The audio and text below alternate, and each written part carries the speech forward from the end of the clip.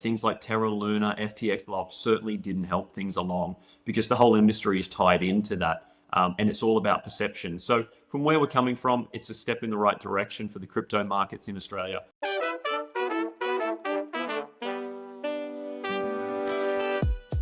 It's Tuesday, July 9th, and this is Markets Daily, a show where we get into the minds of some of the most experienced and smartest CEOs, analysts, strategists, professors, researchers, anyone with a hot or smart take on the crypto markets. Before we get into today's discussion, let's take a look at what's going on in the news this morning. Now, bullish Bitcoin drivers remain in play despite Germany's sales and Mt. Gox's reimbursements that we've been talking about on the show for the past couple of days. According to T.S. Lombard, the G7, an informal group of advanced economies, is currently experiencing an expansionary phase of business cycles amid elevated interest rates. The indicator gauging the short-term economic outlook for a group of major nations has crossed over 100 and is rising, indicating above-trend growth and acceleration. This while the U.S. Bureau of Labor Statistics report on the June Consumer Price Index due Thursday is expected to show that the cost of living rose 3.1% over the year, according to a survey of economists by the Wall Street Journal. The expected slowdown would imply continued progress towards the Fed's 2% target. Renewed rate cuts could further catalyze demand for risk assets like Bitcoin, and the path of least resistance for Bitcoin is on the higher side as Wall Street remains entrenched in a wave of tech optimism, as evidenced by the new record highs in the ratio between its tech-heavy Nasdaq index and the broader S&P 500. T.S. Lombard said in a note to clients that signs point to the U.S. equity market not in bubble territory. Now, joining the show to unpack what's going on in the market, specifically in Australia, as Deputy Head of Investments and Capital Markets at VanEck, Australia, Jamie Hanna. Hey, Jamie. Good morning. How are you? I am doing fantastic this morning. We're here to talk about the markets. Not looking so fantastic over the past couple days, but given the news this morning, people are still bullish. What are you watching in the markets this morning? Look, for us, I mean, we always focus on equities in terms of how they perform and then the underlying bonds in relation to them. It's very difficult to tie that back into the crypto markets. The correlations aren't particularly high between them all, but it's certainly been a risk on for most of this year and last year. So, until economic conditions change, the markets are still pushing ahead quite strongly. Tell me a little bit more about the correlation or lack of correlation between Bitcoin and equities, specifically in Australia. What are you seeing? Look, generally speaking, most asset classes have some form of correlation. It means that they move. If equities in the US go up, you generally find equities around the developed world will go up. If gold does a certain thing, how do gold equities move? So there's always generally quite a link between them. But if you actually look at the price of Bitcoin in particular, it really shows very low correlation over the past 10 years to other asset classes.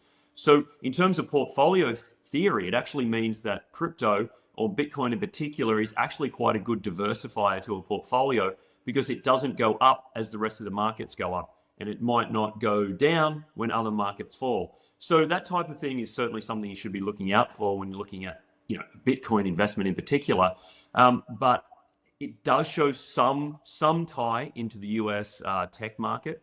However, there's no long-term trend to that, and certainly in the short term. So I think time will tell if there's any further correlations going into the future. Well, do you think that the release of the spot Bitcoin ETFs, of course, here in the US, but other places around the world, we're going to talk about the launch of the VanEck spot Bitcoin ETF in Australia in just a second, will make Bitcoin more correlated as we move forward? Yeah, look, I mean, that's certainly a good point. If you look at since January, the start of this year, it's certainly been very good for the Bitcoin spot price. So you can't argue that there's some correlation. And you're talking like tens of billions of dollars coming into Bitcoin that has to be purchased somewhere on exchange on one of the Bitcoin platforms. So yeah, there's definitely been upward price pressure applied through the ETFs. But of course, they seem to be fully invested now. I don't think you're going to see that huge surge, which we've seen for the first 6 months of this year. So I think time will tell. But certainly if there's outflows to any big extent coming out of equities, it might come out of Bitcoin as well. And correlations might move higher to equities. All right, let's talk about the spot Bitcoin ETF in Australia that VanEck recently launched on Australia's main exchange. Now, correct me if I'm wrong, but I believe this is the first crypto ETF VanEck has launched in Australia. Why? I mean, I guess I could come up with the answer of why now, but talk me through the decision um, on releasing this to the Australian market. Yeah, look, I mean, this has been 4 years in the making, essentially. This has not been an overnight. We started discussions with the local regulator in Australia back in 2021. And to be fair, the local regulator actually recognized crypto as a new asset class back in October of 2021. So we really started the process back then, as soon as the local regulator recognized it. But Terra, Luna, FTX, it kind of paused everything. The local exchange here, the Australian Securities Exchange (ASX), certainly decided to pause any applications at that time until really the market kind of normalized itself. That said, there is a secondary market in Australia, and they actually allowed some launch of a Bitcoin ETF here. But not being the primary exchange, it's been a very long road, and it was the SEC in January this year which really approved the US Bitcoin spot ETF. And as a result of that, we were able to lobby the local exchange here. And over the last 6 months, we've worked with them. And in June this year, we're able to launch a Bitcoin ETF in Australia, which has seen really remarkable flows. I mean, we manage over 42 ETFs in Australia, VanEck, with more than $17 billion worth of assets. But our local VBTC, the ticker in Australia, that ETF has actually been the strongest out of any launch we've had over the previous 10 years.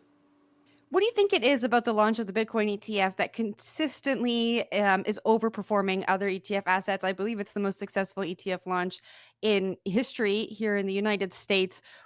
What do you think it is about the launch of this specific ETF that is making it so successful?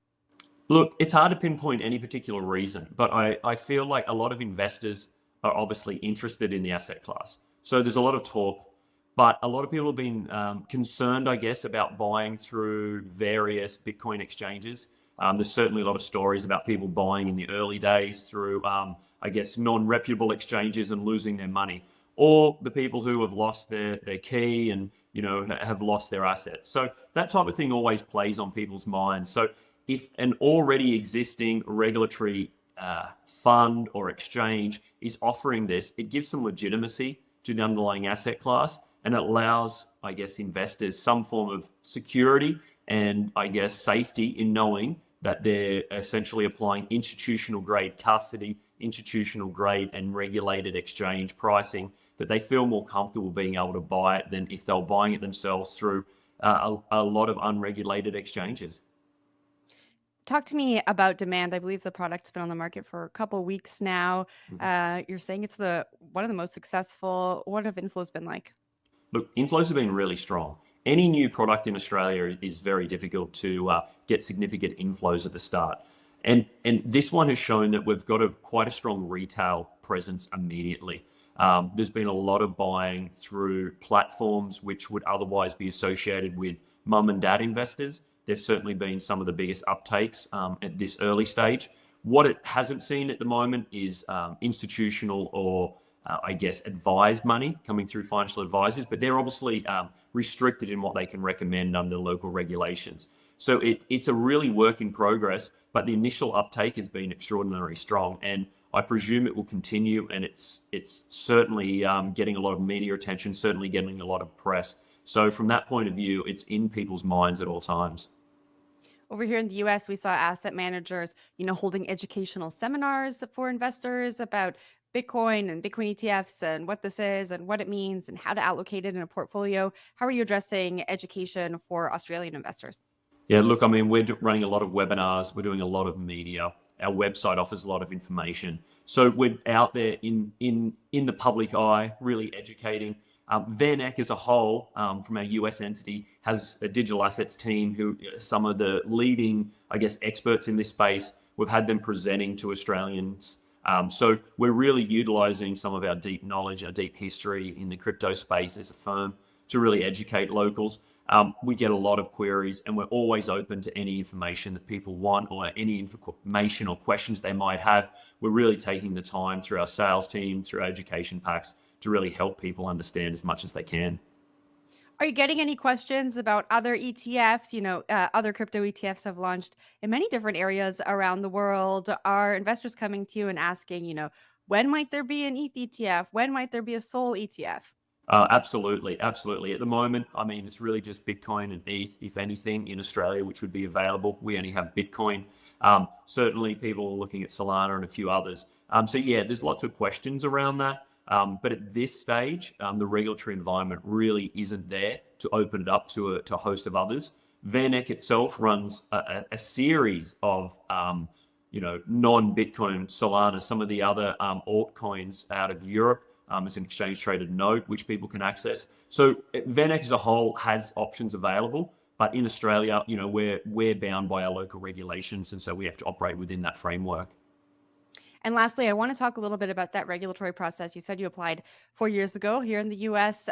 The first spot Bitcoin ETF application happened 10 years before the approval. Maybe talk us through that process of getting this regulated. And if you can, do a little compare and contrast as to the process in other regions. Yeah. So in Australia, once the local regulator, which is ASIC, similar to the SEC, gave the approval for the asset class, it really comes down to the exchange, as in the Australian Securities Exchange, doing their due diligence on the product. So they did a considerable deep dive into the actual product. So they were really wanted to understand the crypto custody. So who's behind it? In our case, Gemini and Coinbase, but primarily Gemini. So they wanted to do a deep dive. So they had meetings with the crypto custodian. They wanted to understand all their regulatory requirements. They wanted to understand their processes, their controls. So they really focused on that area of the custody. Then within our internal framework, they wanted to understand how we were going to be managing it, what expertise we had, what processes and controls we had in place.